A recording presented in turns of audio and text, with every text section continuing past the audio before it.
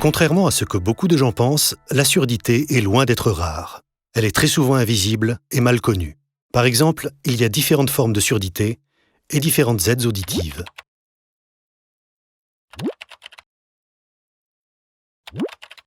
Les personnes sourdes ou malentendantes peuvent communiquer par différents moyens. En langue des signes française, en langue française parlée complétée, à l'oral en s'aidant de la lecture labiale ou en utilisant l'écrit. Pour bien accueillir ces patients et garantir leur accès aux soins, c'est à nous, professionnels de santé, d'être attentifs et de nous adapter. Pour accueillir une patiente ou un patient sourd ou malentendant, il y a 2 choses très simples à garder à l'esprit. Être sourd ne signifie pas être muet, et ce n'est pas parce que quelqu'un parle et semble vous entendre qu'il vous a parfaitement compris. Si votre établissement est équipé d'une boucle magnétique, faites-le savoir à la personne à son arrivée. Soyez patient, expressif, naturel, et n'hésitez pas à prévenir vos collègues.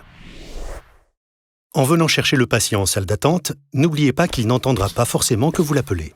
Rassurez-le en établissant un contact visuel avant de lui parler. En cas d'examen ou de consultation, la personne peut avoir enlevé ses appareils ou ses implants.